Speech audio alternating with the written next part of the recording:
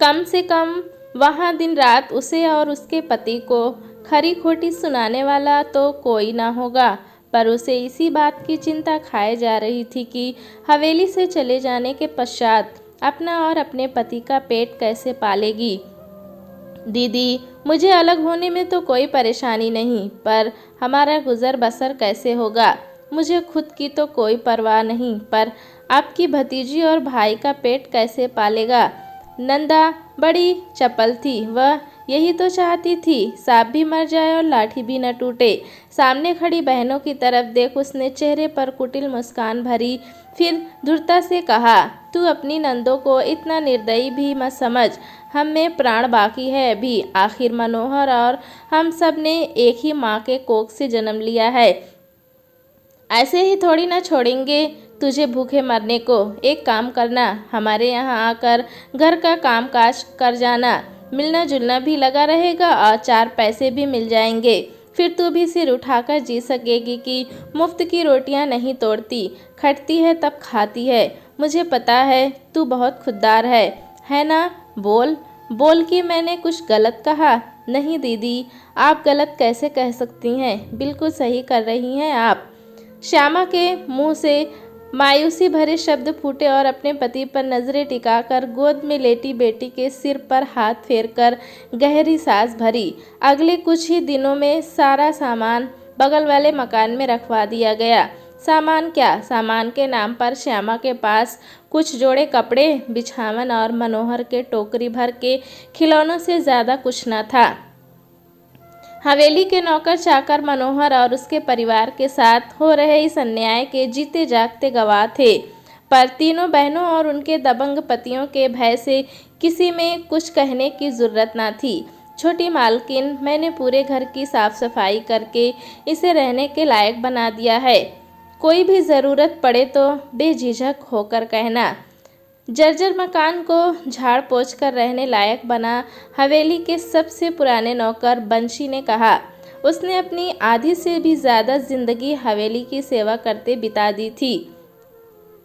मनोहर को भी बंशी ने अपनी गोद में खिलाया था और उससे उसकी बड़ी आत्मीयता थी।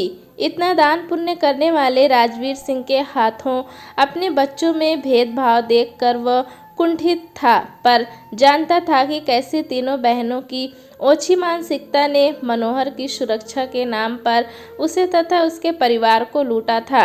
आज अगर राजवीर सिंह यहाँ होता तो देखते ही जिस संपत्ति और बेटे की रखवाली का जिम्मा उन्होंने अपनी लाडलियों पर सौंपा था, उन्होंने उसका क्या हाल कर डाला।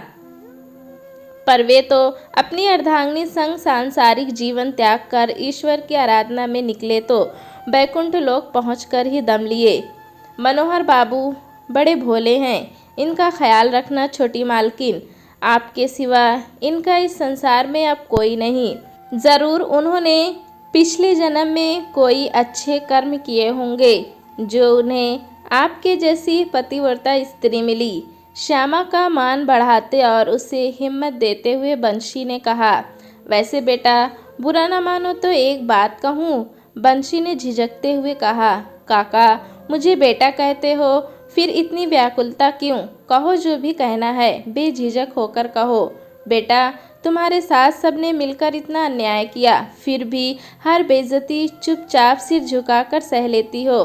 कभी जी नहीं करता तुम्हारा इन सब के खिलाफ विद्रोह करने का? तुम्हारी ननद नंदोइयों का बुरा व्यवहार देखकर हम नौकरों का खून खौलता है। कैसे सह लेती हो ये सब कुछ? बंशी ने बड़ी मायूसी से कहा। मन ही मन उसे इस बात का भय भी था कि कहीं श्यामा उसकी बातों का गलत मतलब ना निकाल ले कि वो उसके परिवारजनों के खिलाफ कान भर रहा है। पर बंशी की बातें सुन श्यामा मुस्कुराई और बोली, काका, बचपन में माँ ने सिखाया था कि पालनहार ने जितना दिया है उसी को अपनी नियतिमान ईमानदारी से आगे बढ़ने का प्रयास करती रहना। परिस्थिति चाहे कितनी भी बुरी आए, चाहे कितना भी दुख सहना पड़े, कभी किसी का अनिष्ट मत करना।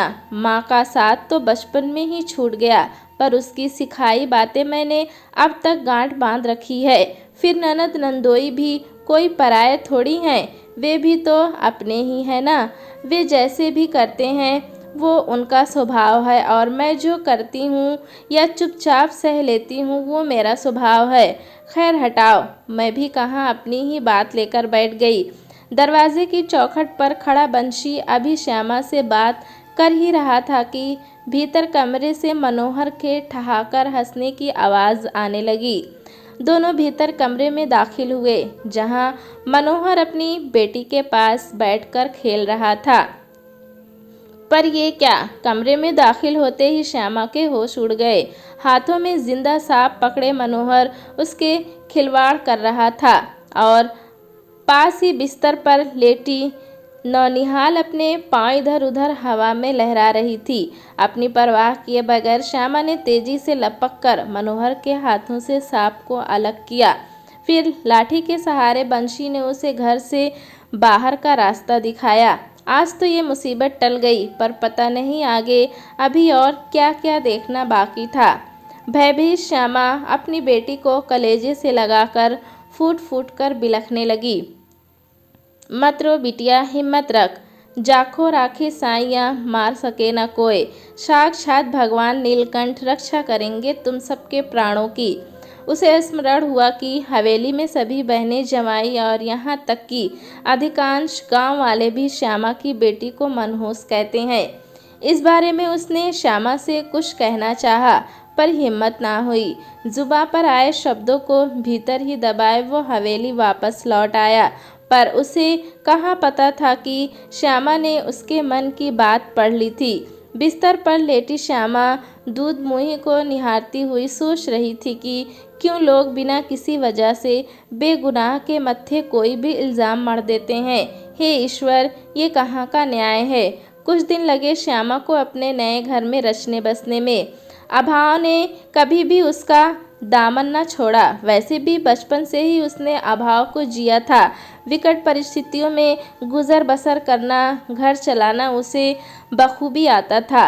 दिन भर हवेली में खटने के बाद पति और बिटिया के लिए खाने का इंतजाम हो जाता था। उसमें एक कुशल गृहिणी के सारे गुण विद्यमान थे। काम से थोड़े बहुत जो पैसे मिलते उससे हर महीने घर में कुछ नया सामान खरीद लाती और कुछ बचत भी कर लेती। ऐसे ही दिन बीतने लगे। एक बेटी के बाद श्यामा ने 2 और बच्चों को जन्म दिया। अब उसकी कुल 3 संतान थी। तीनों बेटियां सुलोचना, अभिलाषा और कामना। जहाँ संघर्ष ने कभी भी उसका दामन न छोड़ा, वहीं श्यामा भी परिश्रम के साथ कदम से कदम मिलाकर बढ़ती रही। मन में सबूरी के बीज दबाए अपने पति और बच्चों का पेट पालती रही। कुछ वर्षों तक तो अपने ही ससुराल में ननद नंदोइयों का झूठा मांझ कर गुजारा चलाया। तभी एक दिन श्यामा कहाँ मर गई। एक बार में तो इसके कानों पर जू भी नहीं रेंगती।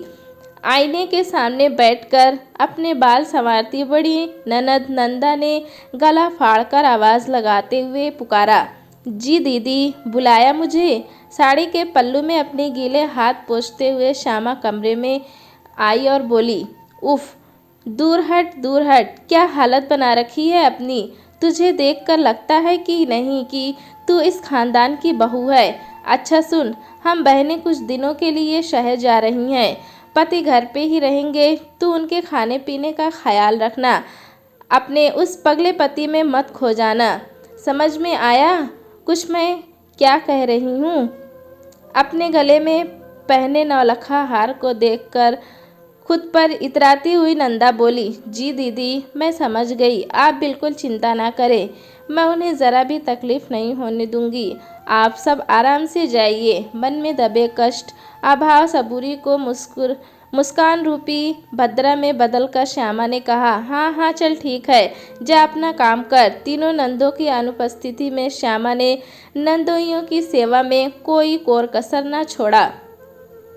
उनके सुबह के चाय से लेकर रात के खाने तक का वो पूरा ध्यान रखती। अपने बच्चे भले ही भूख से बिलख रहे हों, लेकिन नंदोइयों की एक आवाज़ पर वो भागती चली जाती। हाँ, इन सब के बीच राहत देने वाली बात ये थी कि अब मनोहर में पहले से काफ़ी सुधार आने लगा था। उसकी पागलपन भरी हरकतें थोड़ी कम हो चुकी थी। खिलौनों की जगह अब सारा दिन वो अपनी बेटियों के आसपास ही बिताता। बेटियां भी उससे काफ़ी घुल मिल गई थीं। एक शाम ठठाकर हंसने हुए तीनों नंदोई हवेली में दाखिल हुए। जब श्यामा रसोई में उन सबके लिए रात का खाना पका रही थी, मर्दों के ठहाके सुनकर उसने झांक कर देखा तो आंगन में बैठी तीनों नंदोई मदिरा पान में धुत थे। बहू रानी, जमाई बाबू ने पकौड़े मांगे हैं। रसोई में आकर बंशी ने कहा, जी काका, ये कुछ तिलौरी तले हैं, आप इन्हें देकर आओ, तब तक मैं झट से गर्मा गर्म पकौड़े तैयार कर देती हूँ। कुछ तस्तरियों को एक ट्रे में सजाकर बंशी की तरफ बढ़ाते हुए श्यामा ने कहा, अरे ओ श्यामा की बच्ची, कहाँ मर गई? दिखाई नहीं देता? हम सब दिन भर काम से आए हुए हैं थक कर। अरे कुछ लाज शर्म है कि नहीं, या फिर सब अपनी नंदों के संग शहर रवाना कर दिया? नशे में झूमते हुए मझले जमाई ने आवाज़ लगाई, जमाई बाबू, बहू रानी ने ये तिलौरी भेजे हैं, ज़रा इसे चक्कर देखें, तब तक पकौड़े भी आ रहे हैं।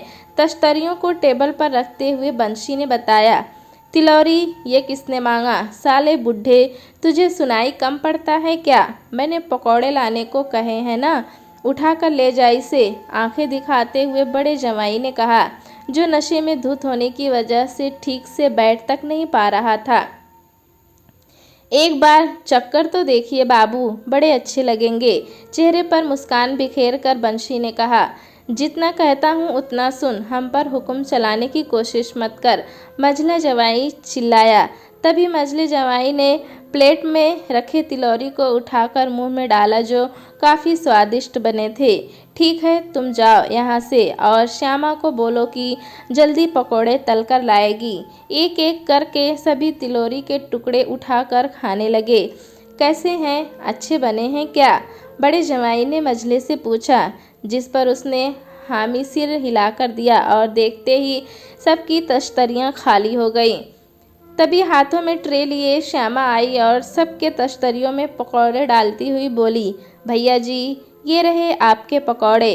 अरे श्यामा, तुम कितना ख्याल रखती हो हम सबका। आओ तुम भी बैठो हम सबके बीच। नशे में धुत बड़े नंदोई ने श्यामा का हाथ अपनी तरफ खींचते हुए कहा। उसकी बातों पर मझले नंदोई ने ठहाके लगाते हुए अपने बगल में उसके बैठने के लिए थोड़ी जगह बनाई। उनकी नज़रों पर विराजमान कामदेव को श्यामा ने ताड़ लिया था, जो उसके उभरे उरोजों पर टिके थे। असहज होती श्यामा साड़ी से अपने बदन को ढकने का प्रयास करती रही। वहीं दूसरी चारपाई पर बैठा संझला नंदोई शराब के घूंट लगाता सब चुपचाप देख रहा था। श्यामा, अभी तुम जाओ, कोई ज़रूरत पड़ेगी तो मैं बुला लूँगा, संझले नंदोई ने कहा। उसकी बातों से श्यामा को हिम्मत मिली और पलटकर तेज कदमों से वह रसोई की तरफ लौट गई। काफ़ी देर तक शराब का सेवन करते हुए तीनों आंगन में कहकहे लगाते रहे। फिर जब शराब की बोतल पकड़ने की भी ताकत न बची तो लड़खड़ाते हुए अपने अपने कमरे की तरफ बढ़ गए। रात भी काफ़ी हो चुकी थी। बंशी के हाथों श्यामा ने घर पर बेटियों और पतियों के लिए खाना भिजवा दिया था। सारे काम से निपट कर श्यामा अब वापस घर जाने लगी। तभी एक कमरे से आवाज़ आई, श्यामा ज़रा इधर आना। श्यामा ने इधर उधर नज़र फेरा तो संजली जमाई के कमरे की बत्ती जल रही थी। बंशी काका, ओ बंशी काका, श्यामा ने आवाज़ लगाया, पर शायद बंशी और सभी नौकर चाकर सो चुके थे। तभी तो वापसी में कोई आवाज़ नहीं आई। झिझकते हुए फिर श्यामा ने पैर संजली नंदोई के कमरे की तरफ बढ़ने लगे। दिमाग में कुछ घंटों पहले की बात याद आई, जब नशे में धुत बड़े और मंझले नंदोई ने उसके पल्लू खींचकर उसे अपने पास बैठने के लिए जिद किया था और संजले नंदोई ने उन दोनों से उसे बचाया था। नशे में तो वो भी थे, पर समझदारी और थोड़ी इंसानियत अभी भी उनके भीतर कहीं बाकी है। श्यामा को खुद को समझाती हुई वह संजली जमाई के दरवाजे पर आकर खड़ी हो गई। भैया, कहिए क्या काम है? दरवाजे के बाहर खड़ी श्यामा ने पुकारा, पर भीतर से कोई आवाज़ नहीं आई। संजले भैया सो गए क्या? श्यामा ने दोबारा आवाज़ लगाई। भीतर आ जाओ, दरवाज़ा खुला है। कमरे के भीतर से नंदोई की आवाज़ आई।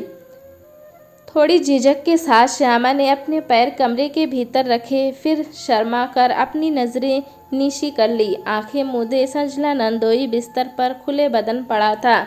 कपड़े के नाम पर उसने मात्र एक सफ़ेद धोती डाल रखी थी, जबकि उसकी चौड़ी छाती को घने बालों ने ढक रखा था। अपना सिर नीचे किए श्यामा खड़ी रही। देखना श्यामा, लगता है आज बड़े भैया और मझले भैया की बातों में आकर मैंने कुछ ज़्यादा ही पी ली। सिर दर्द से फटा जा रहा है। बर्दाश्त न हुआ तो मजबूरी में तुझे आवाज़ देनी पड़ी। बंशी और काका और नौकर चाकर सो गए हैं। हाय रे मेरा सिर, नंदोई ने कराहते हुए कहा और अपनी ललाट मलने लगा। कर्तव्यपरायण श्यामा, जो अब तक सिर झुकाकर लज्जा से खड़ी थी, बेझिझक के पर्दे को हटाकर आगे बढ़ी और नंदोई के सिरहाने आकर उसका सिर दबाने लगी। अब कैसा लग रहा है भैया जी?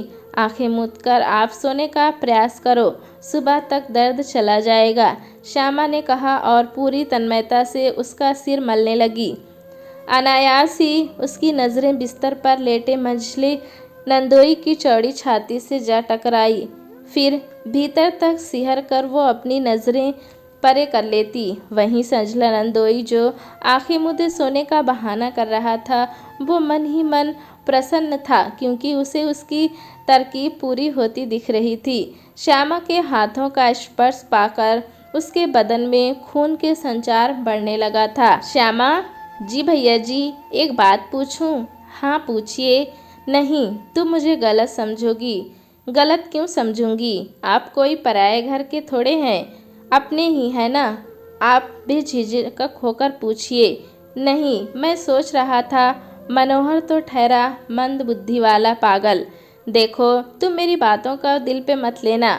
आंखें मूंदे संजले नंदोई ने बड़ी चपलता से कहा। नहीं भैया जी, जो बात सच है उसमें बुरा मानने वाली कौन सी बात है भला। पर हाँ, ये ज़रूर है कि वो जैसे भी हैं मेरे आराध्य हैं। पतिव्रता श्यामा ने बड़े हीन होते हुए कहा। तुम्हारी यही बात ना मेरे दिल को छू जाती है श्यामा। काश तुम्हारी दीदी भी तुम्हारे जैसी ही होती। जिस पर श्यामा की तरफ से कोई उत्तर नहीं मिला। हाँ, तो मैं कह रहा था कि क्या मनोहर तुम्हारे शरीर के अग्नि की ज्वाला को तृप्त कर पाता है? सजले नंदोई ने झिझकते हुए पूछा। उसकी बातें सुन श्यामा ने अपने हाथ उसके सिर से पीछे खींच लिए। क्या हुआ? थोड़ा और दबाओ ना, तुम्हारे हाथों में तो जादू है। तुम्हारी छुअन पाने से मुझे बड़ा आराम मिल रहा है श्यामा। पर तुमने मेरे सवालों का जवाब नहीं दिया।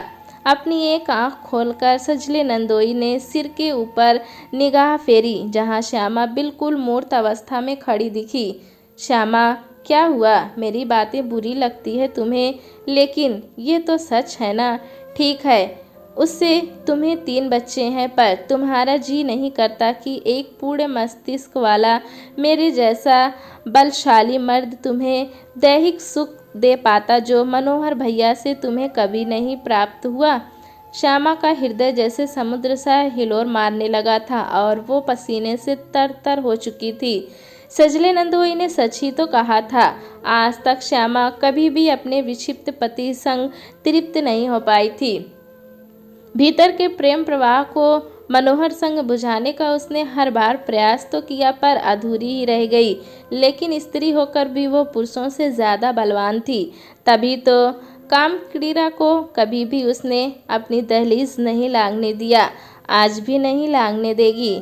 संजला नंदोई, जो उसके अधूरेपन को एक नया आकाश देने के सपने संजोए और अपनी पत्नी की अनुपस्थिति को भेदने के फिराक में था, श्यामा के पर्वत समान अडिग विश्वास को लांघ ना पाया। उस दिन के बाद से श्यामा ने फिर कभी भी हवेली का मुंह भी न देखा।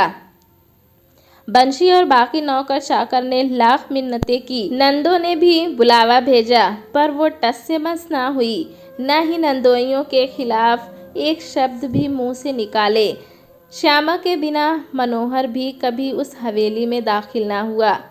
नंदू ने यहाँ तक खबर फैला दी कि श्यामा ने उसके भाई पर जादू टोना कर रखा है और भाई बहनों के बीच में वो दीवार बनकर खड़ी हो गई है। पर इन सब का श्यामा पर तनिक भी असर ना पड़ा। जीवन यापन के लिए उसने गांव के ही कुछ घरों में कामकाज पकड़ लिया, जिससे अपना और अपने परिवार का पेट पाल सके। धीरे धीरे दिन बीतने लगे। धरती ने सीना चीरकर कई नई फसलों को जन्म दिया। देखते ही देखते श्यामा की तीनों बेटियों ने यौवन की दहलीज पर कदम रखा। चूँकि श्यामा के माथे पर सिंदूर ने उसके यौवन के निखारने से पहले ही दस्तक दे दिया था और तीनों बेटियां भी जल्द ही इस दुनिया में आ गई थी। श्यामा अगर कभी अपनी बेटियों संग बाजार जाती तो देखने वाले उसे उनकी बड़ी बहन समझने की भूल कर बैठते। फिर चारों को जैसे खी खी करने का बहाना ही मिल जाता। श्यामा की बड़ी बेटी सुलोचना भी शायद उसी के समान विकृत किस्मत लेकर पैदा हुई थी। मनुष्यत ने कभी भी उसका दामन न छोड़ा। घर हो या बाहर, कभी भी उससे या उसकी मौजूदगी में कुछ अनिष्ट हो जाता तो सारा ठिकरा फिर उसके ही मत्थे फूटता और उसके मनहूस होने का सबूत और पुख्ता हो जाता। पहले पहल तो इन सब बातों से सुलोचना के हृदय पर मानो कटार से चलते थे, पर समय बीतने के साथ उसे इन सब की आदत सी पड़ गई। सारी बातें भूलकर वो पूरा दिन अपने पिता और छोटी बहनों का ख्याल रखती।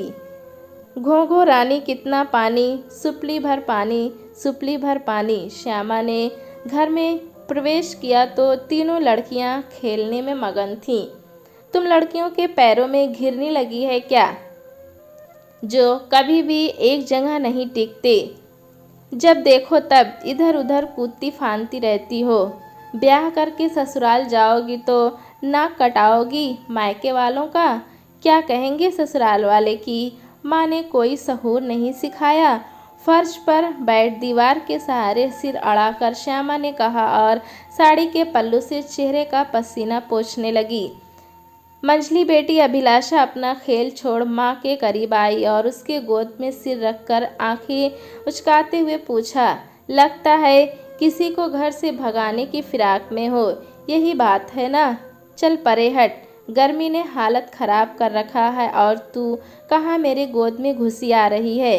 अभिलाषा को अपने से दूर करते हुए श्यामा ने कहा और सभी बहनें खिलखिलाकर हंस पड़ी।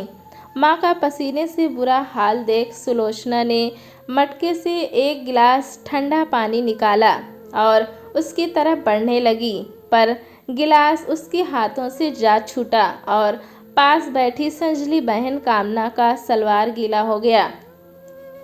पता नहीं आगे क्या बुरा होने वाला है इस घर में। तू देखकर कोई काम नहीं कर सकती क्या? हर वक्त अपनी मनहूसियत का परिचय देती फिरती है। मेरे सारे कपड़े गीले कर दिए इस मनहूस ने, झुंझलाते हुए कान्ना ने कहा। उसकी बातों का सुलोचना ने कोई उत्तर न दिया और मुस्कुराकर हंसी में उड़ा दिया। पर सगी बहन के मुंह से अपने लिए ऐसी बातें सुन उसका अंतर्मन भीतर से छलनी हो गया। पास बैठी श्यामा ने अपनी बेटी का मन पढ़ लिया था। आंखें दिखाकर कामना पर बरसाते हुए वो बोली, तू घर वालों से इस तरह से बात न किया कर। यही संस्कार दिए हैं मैंने तुझे कि जो मन में आए बकती रहेगी। खबरदार, जो आज के बाद सुलोचना के लिए अपने मुंह से गलत बातें निकाली। मैं कोई गलत थोड़े ही ना कह रही हूँ, सब जो कहते हैं वही तो दोहरा रही हूँ। फिर कितनों का मुंह पकड़ोगी? पूरे गांव में ये बात फैली है कि सुलोचना मनहूस है। माँ की डांट खाकर बुदबुदाती हुई कामना अपना पैर पटकती हुई भीतर कमरे में चली गई। छोड़ो ना माँ, जाने दो, क्यों अपना दिल छोटा करती हो? वो तो बच्ची है, गुस्से में अनाप शनाप बकती रहती है।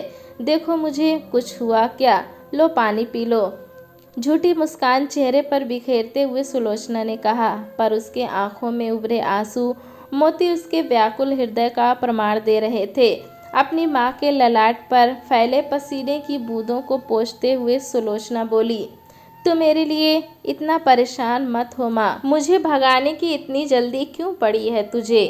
आखिर मैंने तेरा क्या बिगाड़ा है? मैं चली जाऊंगी तो तुम सबका इन चंट लड़कियों बाबा का ख्याल कौन रखेगा।